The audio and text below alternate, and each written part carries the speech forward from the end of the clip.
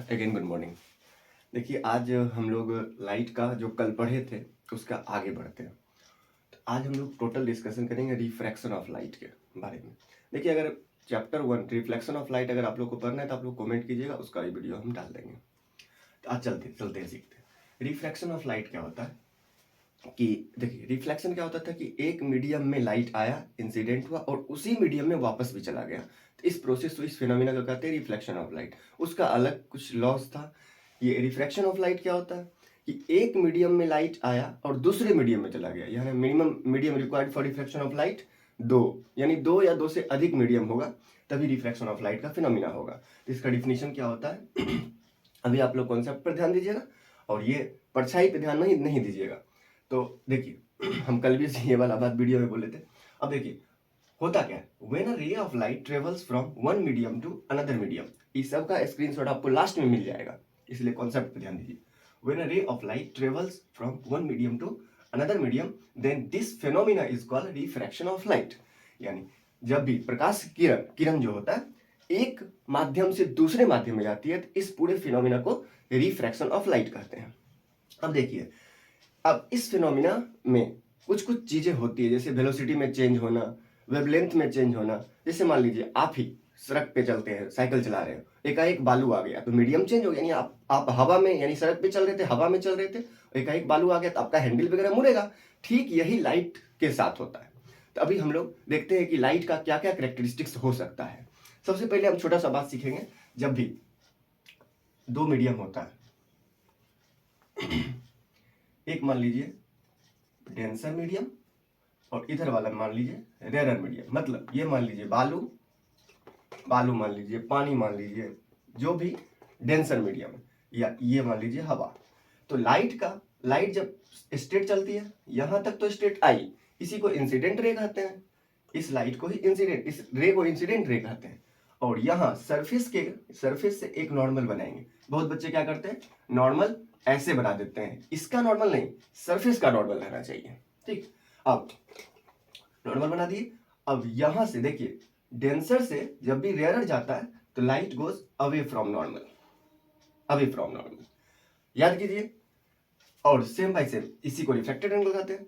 और यही अगर रिफ्लेक्शन रहता तो इसी में आता, इसी में चले जाता। Angle i equal to angle r, उसमें हम लोग पढ़ेंगे।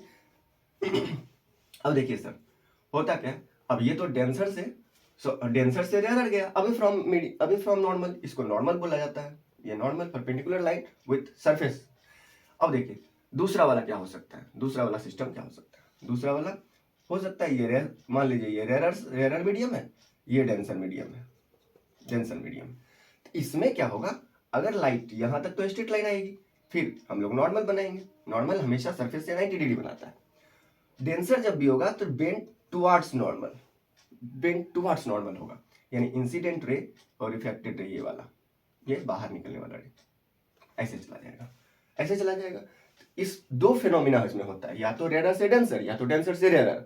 अब एक बात आप गौर कीजिए, हम लोग रिफ्लेक्शन में अगर पढ़े होंगे आप लोग, तो रिफ्लेक्शन में क्या होता था, एंगल हमेशा सेम होता था। ये एंगल ऑफ इंसिडेंस किससे बनता है, नॉर्मल और इंसिडेंट रे के बीच जो एंगल बनता है उसी को एंगल ऑफ इंसिडेंस कहते हैं। और रिफ्लेक्टेड एंगल नॉर्मल और रिफ्लेक्टेड रे के बीच जो एंगल बनता था उसको एंगल ऑफ रिफ्लेक्शन कहते थे। ये दोनों हमेशा सेम होता था।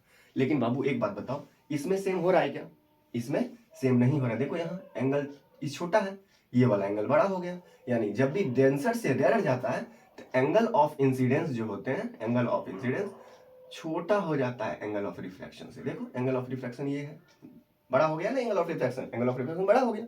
ठीक उसी तरह इसमें देखो, जब भी रेयरर से डेंसर जाता है तो एंगल ऑफ रिफ्रैक्शन छोटा हो जाता है। यहाँ एंगल ऑफ रिफ्रैक्शन बड़ा है, यानी एंगल ऑफ इंसिडेंस और एंगल ऑफ रिफ्रैक्शन में बड़ा कौन सा है, एंगल ऑफ इंसिडेंस। अब बड़ा हो गया, यानी एंगल ऑफ इंसिडेंस भाला भोग दिया आराम से। ठीक है, इतना चीज आप लोग समझ चुके हैं। एक देखिए, अब आगे जो जो कैरेक्टरिस्टिक्स हो गए हम एक जगह कर देंगे, आपको इजी पड़ेगा याद करने के लिए। अभी 2 मिनट में करना। इसको मिटा देते हैं, ये सब हम दे देंगे लास्ट में।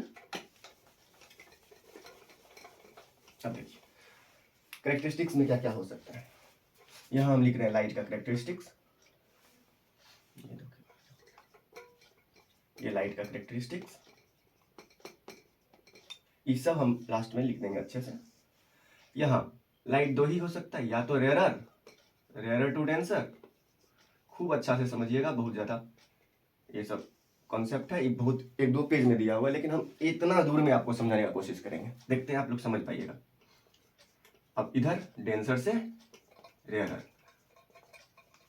देखिए अब सर देखिए, पहला हम लिख रहे हैं बेंडिंग, यानी लाइट जो चलेगा वो बेंड भी होगा, यानी पहला करेक्टरिस्टिक को बेंड हो गया, जो कि आप लोग को ये समझ में आ जाएगा। अब बताइए सर, ये मान लीजिए क्या है, light rarer to denser. 1 minute रुकिए।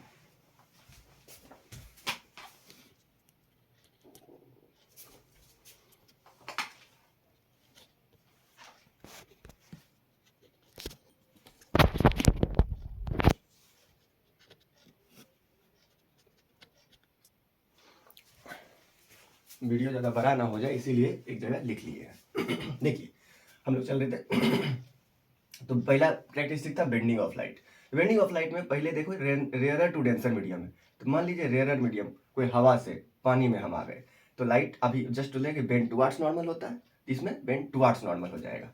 फिर डेंसर से रेयरर में आप लोग खुद से सोचिएगा, इमेजिन कीजिएगा, जो डेंसर है बालू में, हम पानी में हम लोग चल रहे हैं, अब बाहर निकले तो bend away from normal. Simple सी बात सोचिए, इसमें बेंड अवे फ्रॉम नॉर्मल, इसमें बेंड टुवार्ड्स नॉर्मल, ठीक है। जैसे मान लीजिए एक धागा हवा में लहरा रहा है, पानी में डाल दीजिए तो देखिएगा वो जो सतह होगा ग्लास के सतह, ग्लास में मान लीजिए पानी रखे हुए हैं तो ग्लास में चिपकेगा, यानी बेंड टुवार्ड्स नॉर्मल होगा। ओके, अब देखिए दूसरा हो सकता है वो लाइट का वेवलेंथ, वेवलेंथ में क्या क्या चेंज होगा, तो वेवलेंथ रेयरर से डेंसर जाता है तो डिक्रीज करता है। अभी हम सब याद करवा देंगे, अभी पहले समझिए, डिक्रीज करता है, और डेंसर से रेयरर में इंक्रीज करता है। वेलोसिटी, लाइट का वेलोसिटी जब रेयरर मीडियम से हवा से पानी में जाएगा तो उसका वेलोसिटी डिक्रीज करेगा, और डेंसर से रेयरर में जाएगा, पानी से हवा में जाएगा तो इंक्रीज करेगा। तो दो चीज है जो कि इंक्रीज डिक्रीज करता है, लेकिन फ्रीक्वेंसी सेम ही रहता है। जिस तरह इलेक्ट्रिसिटी में आप पढ़िएगा, इलेक्ट्रिसिटी का फ्रीक्वेंसी अपने इंडिया में 50 हर्ट्ज है, ठीक उसी तरह लाइट का भी फ्रीक्वेंसी सेम ही होता है, फ्रीक्वेंसी चेंज नहीं होता है। अब देखिए याद कैसे करते हैं, तो वेलोसिटी वेवलेंथ है ना, वेवलेंथ को लेमडा से दिखाते हैं आप लोग, वेवलेंथ इसको लेमडा बोलते हैं। वेवलेंथ मतलब आप समझिए डेग, डेग डेग समझते हैं ना, डेग कदम, डेग।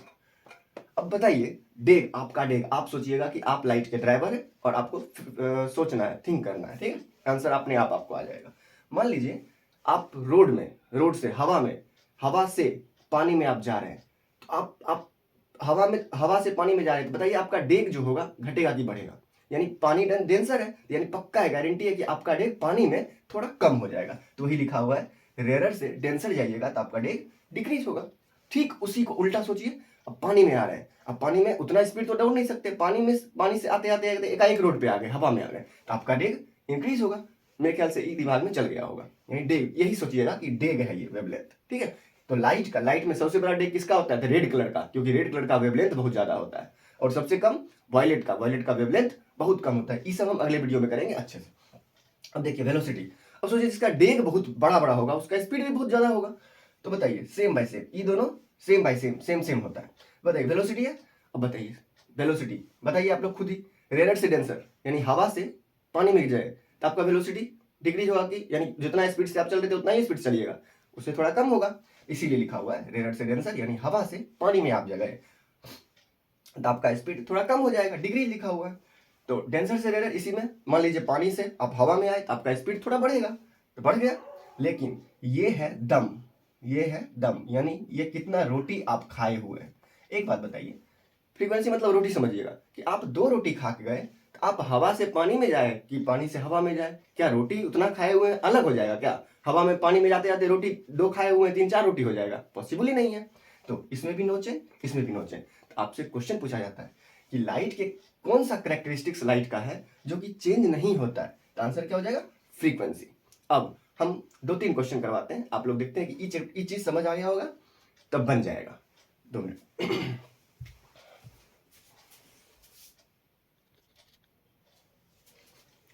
चलिए देखिए, वीडियो बड़ा ना हो जाए तो हमको ये पहले लिख लेना पड़ता है, अब आपको समझा देंगे आराम से।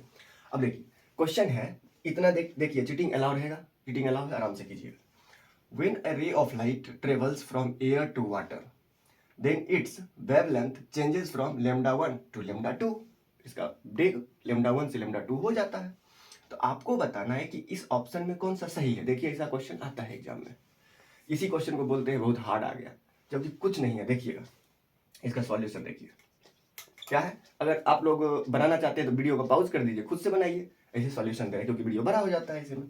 अब देखिए सर सॉल्यूशन क्या है, क्या बोल रहा है, when a ray of light from air, यानी देखिए फ्रॉम, ये मान लीजिए एयर है, फ्रॉम एयर टू वाटर। अब दिमाग में ये चलाइए, एयर रेयर मीडियम है, ये डेंसर मीडियम है।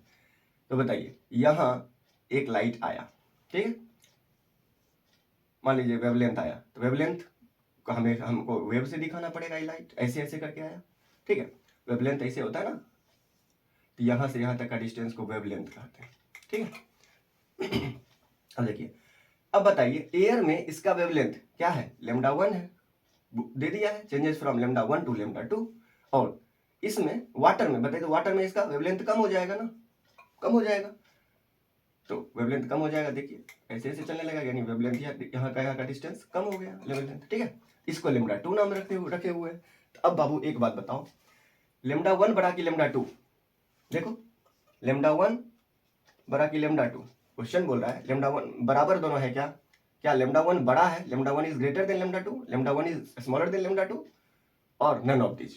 तो आप लोग खुद बताइए कि एयर में इसका डेग देखो बड़ा था, ज्यादा क्या था, डेंसर से रेयर।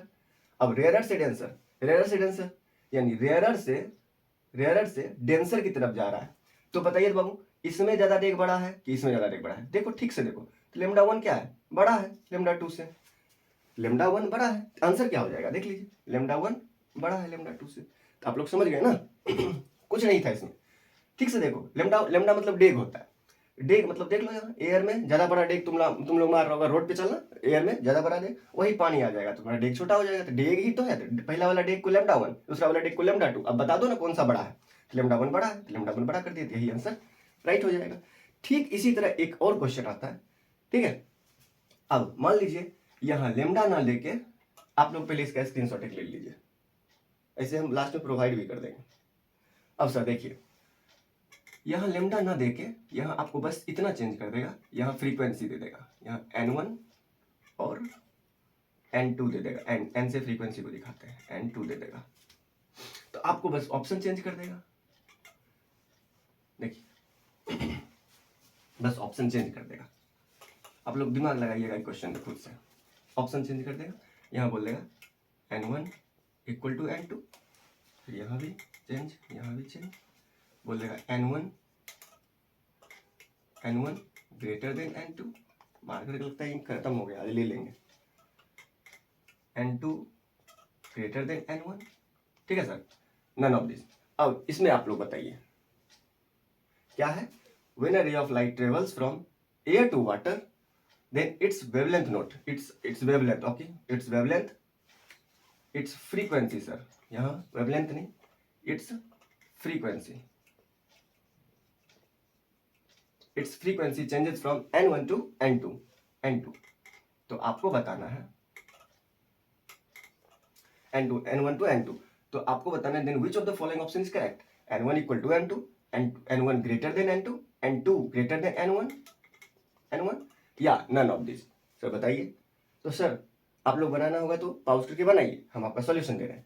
एक बात बता बच्चा, फ्रीक्वेंसी तो दोनों में सेम रहता है, यानी λ1 भी वही रहेगा और λ2 भी वही रहेगा। फ्रीक्वेंसी तो रोटी जितना खाए थे, 2 रोटी खाए तो 2 रोटी तो रहेगा ही, चाहे कहीं भी जाए हम लोग। तो सर बताइए ना ये क्या हो जाएगा, ये n से n1 और n2।